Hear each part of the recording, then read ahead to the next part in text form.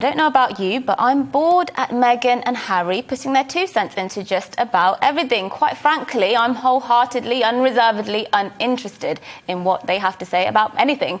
I simply cannot summon dams to give, but I'm forced to listen to their opinions because they're literally inescapable. Meghan and Harry say they want some privacy and space, but I'm starting to feel like it's us who need a bit of privacy and space. From them, you turn on your TV and there they are doing their interviews in front of millions of people. So you flip to Netflix and there they are again with their multi-year, multi-million-dollar deal. So you switch that off and think, well, I'll just listen to a nice podcast instead. And there they are again, being their weird and woke selves. So you just think, well, I'll just have to switch off completely and read a book. They can't get me there too, surely. But alas, you step into Waterstones, reach for a book from the shelf. There they are again with their kids' books and, of course, their impending tell-all memoirs. And now it's been reported that Harry and Meghan have accused the Queen of failing to take full ownership of the allegations they made about members of the royal family being racist towards them, that accountability has not been taken. Accountability for what exactly? The Sussexes accused members of the royal family of being concerned about how dark their baby was going to be, but have refused point blank to name the culprit.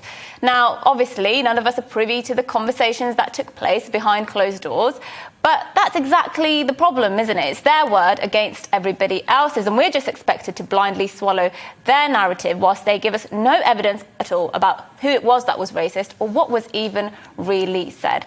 Do I think some members of the royal family have racist views? Of course I do. No institution is immune from racism or indeed any other form of hate. But I, like many others, do not believe our royal family is a racist family. And if the Sussexes want to prove us wrong, then they need to give us the evidence or go away.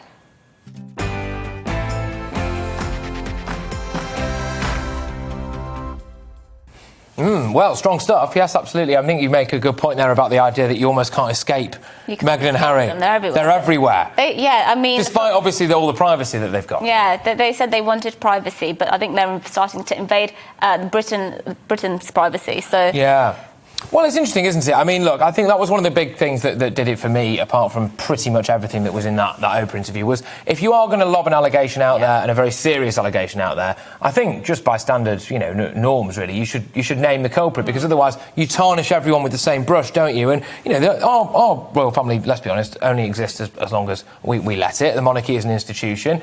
And I think it did a lot to damage that reputation, not necessarily at home, but certainly abroad, around the Commonwealth and around the world, I think. Yeah, I mean, I think perhaps in America, I think Meghan is leading a lot of the narratives when it comes to what our royal family is like in America, because of course she's the most current American member of our family, and she's out there doing all these other things. She's always in the media, and so she is very much driving the narrative of how we're perceived abroad, I guess. But I think I find solace in the fact that, by and large, I do believe that people prefer the royal family over Meghan and Harry. So I don't think their reputation has necessarily been damaged. Yes, they have some issues when it comes to race and racism. But if you're going to throw around allegations and then complain that no accountability has been taken, at least say, what the extent of the allegations, what exactly was said, what's the issue, who did what. I mean, you can't then complain nothing is being done about it. No, absolutely. And what Meghan Markle has said, that, well, the noises coming out of the Sussexes anyway, is that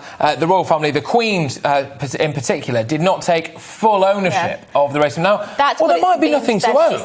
There might not be anything to own. This is a very kind of lofty allegation that's just been chucked out there without anything substantial whatsoever to it as well. Also, the phrase that they said was there were conversations that were had about, what colour, what skin tone that our child may have. Those are not the most uncommon conversations to have when you're giving birth to a mixed-race child. It depends on the tone of it, obviously. It depends on the language used, obviously. But just by virtue of saying that alone, that doesn't make you racist. Yeah, absolutely.